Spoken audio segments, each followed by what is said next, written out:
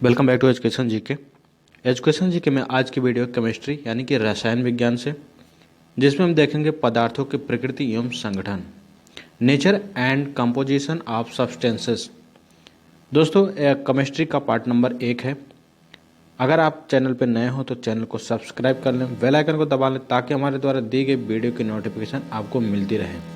Video के PDF link नीचे दिए गए डिस्क्रिप्शन बॉक्स में दे दिया हूँ, वहाँ पे जाके आप डाउनलोड कर सकते हैं या फिर हमारे टेलीग्राम चैनल को ज्वाइन करके वहाँ से भी आप पीडीएफ डाउनलोड कर सकते हैं। तो चलिए शुरू करते हैं आज का क्वेश्चन। आज का क्वेश्चन है क्वेश्चन नंबर 1। एक ही प्रकार का परमाणु निम्न में से किसमें मिलता है? एक ही प्रकार का परमाणु निम्न में से किसमें मिलता है? तो यह प्राकृतिक तत्व में मिलता है, यानी कि ऑप्शन नंबर सी इसका सही जवाब हो जाएगा। तो चलिए बढ़ते अगले क्वेश्चन की ओर। अगला क्वेश्चन कह रहा है, दो या दो से अधिक तत्वों के मात्रा के विचार से एक निश्चित अनुपात में सहयोग करने से बना पदार्थ क्या कहलाता है?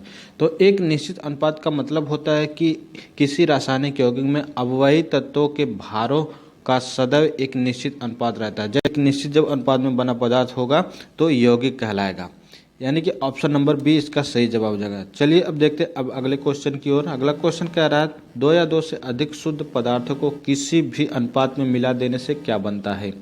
दो या दो से अधिक शुद्ध पदार्थों को किसी भी अनुपात में मिला देने से क्या बनता है? जब किसी भी अनुपात में मिलाया जाएगा तो यह मिश्रण बनेगा। जब कोई चीज़ मिलाया जाता है तो मिश्रण कहलाया जाता है। तो अब चलिए अगला क्वेश्चन देखते हैं। क्वेश्चन नंबर 4 क्या कह रहा है? क्वेश्चन नंबर 4 है, निम्नलिखित में से कौन धातु होते हुए भी विद्युत का कुचालक है?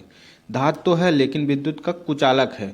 विद्युत उसमें सही मात्रा में प्रवाहित नहीं हो पाती है।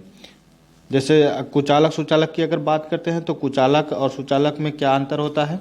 कुचालक ऐसे पदार्थ होते हैं जिनमें करंट यानी कि विद्युत धारा प्रवाह नहीं कर सकते, तो ऐसे पदार्थों को कुचालक कहा जाता है। और सुचालक ऐसे पदार्थों को कहा जाता है जिनसे होकर विद्युत धारा सरलता से प्रवाहित होती है, जैसे कि तांबा हो गया, एल्युमिनियम हो गया, जस्ता हो गया, सोना और चांदी, ये सब विद्युत के चालक हैं। तो यहाँ इसका कहने का मतलब है कि निम्नलिखित में से कौन सी धातु होते हुए भी विद्युत का कुचालक है? धातु तो है लेकिन विद्युत का कुचालक है, तो ये हो जाएगा लेड, यानी कि ऑप्शन नंबर सी। लेड जो है धातु है लेकिन विद्युत का कुचालक है। विद्युत इसमें नहीं जा पाती, विद्युत धारा इसमें नहीं बह पाती। तो चलिए अब देखते हैं अगले क्वेश्चन की ओर। क्वेश्चन नंबर 5 है, ऐसे तत्व जिनमें धातु और अधातु दोनों के गुण पाए जाते हैं क्या कहलाते हैं? तो ऐसे तत्व जिनमें धातु और अधातु दोनों के गुण पाए जाते हैं वे कहलाते हैं उपधातु, यानी कि ऑप्शन नंबर बी इसका सही जवाब हो जाएगा। उपधातु की संख्या मुख्यतः 6 होती है। कौन कौन से उपधातु हैं? जैसे कि boron, silicon, germanium, arsenic, antimony और टेल्यूरियम, ये सब जो हैं उपधातु हैं। इनकी संख्या कितनी होती है? 6। तो अब चलिए बढ़ते हैं अगले क्वेश्चन की ओर। अगला क्वेश्चन कह रहा है, क्वेश्चन नंबर 6 क्या कह रहा है? क्वेश्चन नंबर 6 है, निम्नलिखित में से कौन सा एक यौगिक है? कौन एक यौगिक है? तो इसका सही जवाब हो जाएगा option number D, ammonia. Ammonia एक प्रकार का यौगिक है। अमोनिया एक तीक्ष्ण गंध वाली रंगहीन गैस होती है। यह हवा से हल्की होती है। यह जल में विलेय होता है, मतलब जल में घुलने वाला होता है।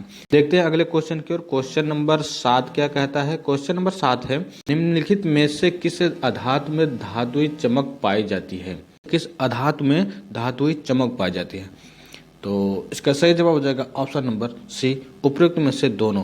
ग्रेफाइड और आयोडीन दोनों में पाया जाता है। ग्रेफाइड में भी पाया जाता है और आयोडीन में भी पाया जाता है। तो अब चलिए बढ़ते हैं अगले क्वेश्चन की ओर। अगला क्वेश्चन कह रहा है, क्वेश्चन नंबर 8 है, निम्नलिखित में से किस पदार्थ में ऑक्सीजन नहीं है? किस पदार्थ में ऑक्सीजन नहीं है? मिट्टी के तेल में। तो इसका सही जवाब हो जाएगा ऑप्शन नंबर सी, मिट्टी का तेल। इसमें जो है ऑक्सीजन नहीं पाया जाता है। अब देखते हैं, चलिए अगला क्वेश्चन देख लेते हैं। अगला क्वेश्चन कह रहा है, क्वेश्चन नंबर 9 है, पदार्थ की चतुर्थ अवस्था है। आपने सुना होगा कि पदार्थ की 3 अवस्था होती है। तो जैसे कि पदार्थ की 3 अवस्था आपको पता होगा कौन कौन सी होती है? ठोस, द्रव और गैस। तो एक और होती है, कौन सी होती है? प्लाज्मा, यानी ऑप्शन नंबर सी इसका सही जवाब हो जाएगा, प्लाज्मा। पदार्थ की जो चतुर्थ अवस्था होती है वो प्लाज्मा होती है। अब प्लाज्मा किसे कहते हैं? प्लाज्मा भौतिक और रसायन शास्त्र में प्लाज्मा आंशिक रूप से आयनीकृत एक गैस है। प्लाज्मा क्या है? आयनीकृत रूप से एक गैस है जिसमें इलेक्ट्रॉन का एक निश्चित अनुपात किसी परमाणु या अणु के साथ बंद होने के बजाय स्वतंत्र हो जाता है। प्लाज्मा में एक खास बात होती है कि वो किसी अणु या परमाणु के साथ बंद नहीं होता है, कैद नहीं होता है, वो अब स्वतंत्र हो जाता है। प्लाज्मा में धनावेश और ऋणावेश में स्वतंत्र रूप से गमन करने की क्षमता होती है, जिसके कारण यह एक विद्युत का चालक भी होता है। अभी हाल ही में आप लोगों ने सुना होगा कि प्लाज्मा से कोरोना के मरीज ठीक हो रहे हैं। तो इसका कारण यह है कि प्लाज्मा धनावेश तथा ऋणावेश की स्वतंत्र रूप से गमन करने की क्षमता रखता है और यह परमाणु या अणु के साथ बंद होने के बजाय स्वतंत्र हो जाता है। यह स्वयं में अपने आप को स्वतंत्र कर लेता है, तो जिसके कारण से ये कोरोना की चपेट में नहीं आता। ये कोरोना एंटीबायोटिक बना लेता अपने अंदर, जिसकी वजह से कोरोना के मरीज ठीक हो रहे थे। तो चलिए अब बढ़ते हैं अगले क्वेश्चन की ओर। क्वेश्चन नंबर है 10। क्वेश्चन नंबर 10 क्या कह रहा है? क्वेश्चन नंबर 10 है, कौन सा पदार्थ प्रकृति में 3 अवस्थाओं में पाया जाता है, जैसे कि ठोस, द्रव और गैस। कह रहा है ठोस, द्रव और गैस में पाया जाता है। तो ये कौन सा पदार्थ पाया जाता है? तो ये पाया जाता पानी। आपको पता होगा पानी जो है द्रव के रूप में पाया जाता है और बर्फ यानी ठोस के रूप में पाया जाता है। अब भाप जब बनता है तो गैस के रूप में पाया जाता है। तो यानी ऑप्शन नंबर ए इसका सही जवाब हो जाएगा H2O। H2O जो है तीनों अवस्थाओं में पाया जाता है। तो चलिए बढ़ते अब अगले क्वेश्चन की ओर। क्वेश्चन नंबर 11 है, निम्न में से कौन न तो तत्व है और न ही यौगिक? तो इसका सही जवाब हो जाएगा ऑप्शन नंबर ए वायु। वायु जो है न तो तत्व है न ही यौगिक। तो तत्व किसे कहते हैं? तत्व एक ही प्रकार के परमाणुओं से बने पदार्थों को तत्व कहते हैं। जैसे एक ही पदार्थ कह रहा है, तो एक पदार्थ से मिलकर जब बनता है कोई चीज तो वो तत्व कहलाता है वो। अब चलिए देखते हैं अगले क्वेश्चन को। अगला क्वेश्चन है क्वेश्चन नंबर 12, विरंजक चूर्ण यानी कि ब्लीचिंग पाउडर क्या है? तो ब्लीचिंग पाउडर है यौगिक, यानी कि ऑप्शन नंबर 20 का सही जवाब हो जाएगा। आइए देखते हैं विरंजक चूर्ण का निर्माण कैसे होता है। तो विरंजक चूर्ण का निर्माण जो है बुझे हुए चूने और क्लोरीन की क्रिया से होता है, जिसमें चूने के 2 से 3 इंच गहरे स्तर पर क्लोरीन गैस प्रवाहित की जाती है, तब जाके विरंजक चूर्ण तैयार होता है। विरंजक चूर्ण का रासायनिक नाम है CaOCl2। तो चलिए बढ़ते हैं अगले क्वेश्चन की ओर। क्वेश्चन नंबर 13, बारूद होता है। तो आपको बताना बारूद क्या होता है? मिश्रण होता है, यानी कि ऑप्शन नंबर सी इसका सही जवाब हो जाएगा। बारूद गंधक, कोयला एवं सोरा, यानी सोरा मतलब पोटेशियम का मिश्रण होता है। ये जो चारों मिला के ये बारूद बनता है। क्वेश्चन नंबर 14 है, निम्नलिखित में से कौन सा एक मिश्रण नहीं है? इसमें पूछ रहा है मिश्रण नहीं है, तो मिश्रण कौन सा नहीं है? तो आइए देखते हैं कि मिश्रण कौन नहीं है। मान लीजिए इस्पात को हम ले रहे हैं, तो इस्पात जो है लोहा, कार्बन तथा कुछ अन्य तत्वों से मिलकर बना है, तो ये तो मिश्रण हो गया। अब पीतल की बात करते हैं, तो पीतल है तांबा तथा जिंक के मिश्रण से बनाया जाता है। तांबा और जिंक के मिश्रण से पीतल बनाया जाता है। और कांच की बात करते हैं, तो कांच जो है बालू, सोडा और चूने के मिश्रण से बनाया जाता है। और ग्रेफाइट की बात करते हैं, तो ग्रेफाइट जो है कार्बन का शुद्धतम रूप है, ये कोई मिश्रण नहीं होता है। तो ये कार्बन का जो है शुद्धतम रूप है। तो इसका सही जवाब हो जाएगा ऑप्शन नंबर ए ग्रेफाइट। चलिए देखते हैं अब अगले क्वेश्चन को। क्वेश्चन नंबर 15, शुद्ध तत्व कौन सा है? शुद्ध तत्व कौन सा है? शुद्ध तत्व है सोडियम, यानी कि ऑप्शन नंबर सी इसका सही जवाब है।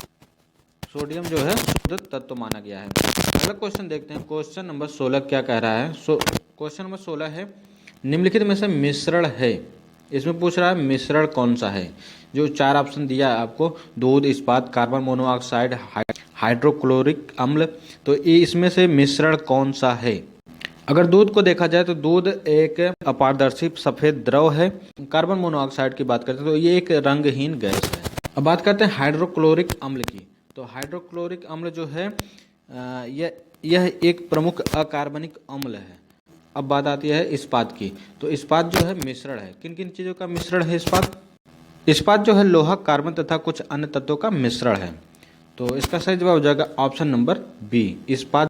अब अगला क्वेश्चन देखते हैं। क्वेश्चन नंबर 17, निम्नलिखित में से रासायनिक यौगिक कौन सा है? रासायनिक यौगिक कौन सा है? तो रासायनिक यौगिक है अमोनिया, यानी कि ऑप्शन नंबर सी।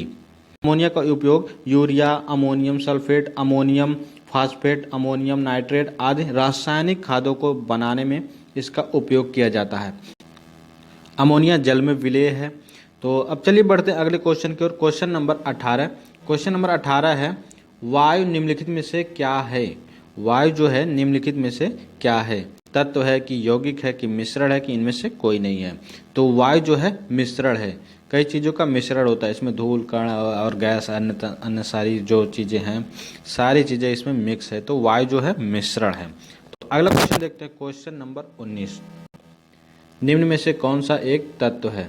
इसमें बताना कौन सा एक तत्व है। जैसे ऑप्शन है माणिक्य, नीलम, पन्ना, हीरा, इनमें से कौन सा एक तत्व है? तो इसमें से तत्व है हीरा, यानी कि ऑप्शन नंबर डी इसका सही जवाब हो जाएगा। हीरा एक पारदर्शी रत्न है। हीरा रासायनिक रूप से कार्बन का शुद्धतम रूप है। चलिए बढ़ते हैं अगले क्वेश्चन की ओर। Question number 20। विश्व का प्रत्येक पदार्थ अत्यंत सूक्ष्म कणों से मिलकर बना होता है, यह सर्वप्रथम किसने कहा? यह किसने कहा है कि विश्व का प्रत्येक पदार्थ जो है अत्यंत सूक्ष्म कणों से मिलकर बना होता है? तो यह शब्द कणाद ने कहा, यानी कि ऑप्शन नंबर बी। अगले क्वेश्चन की ओर। Question number 21। हीरा क्या है? हीरा यानी कि डायमंड। डायमंड क्या है? तत्व है कि यौगिक है कि मिश्रण की तरल? तो हीरा जो है एक प्रकार का तत्व, अभी पिछले क्वेश्चन में देखा गया है कि हीरा एक तत्व है। हीरा एक पारदर्शी रत्न है। यह रासायनिक रूप से कार्बन का एक शुद्धतम रूप है। इसकी मुख्य बात है कि हीरा प्राकृतिक पदार्थों में सबसे कठोर पदार्थ है और इसकी कठोरता के कारण इसका उपयोग कई उद्योग तथा आभूषणों में किया जाता है। तो चलिए बात करते हैं अब अगले क्वेश्चन के। Question number 22। क्वेश्चन नंबर 22 है, कोयला क्या है? कोयला यानी कि कोल। कोयला जो है ये भी एक प्रकार का तत्व है। तो कोयला एक ठोस कार्बनिक पदार्थ है। कोयला का उपयोग ईंधन के रूप में सबसे ज़्यादा किया जाता है। यह ऊर्जा का अत्यंत महत्वपूर्ण स्रोत है। दोस्तों आज की वीडियो में बस इतना ही। अगर वीडियो पसंद आई हो तो लाइक करें, शेयर करें और यदि आप चैनल पर नए हों तो चैनल को ज़रूर सब्सक्राइब करें। मिलते हैं अगली वीडियो में, तब तक के लिए देखते रहें एजुकेशन जी के।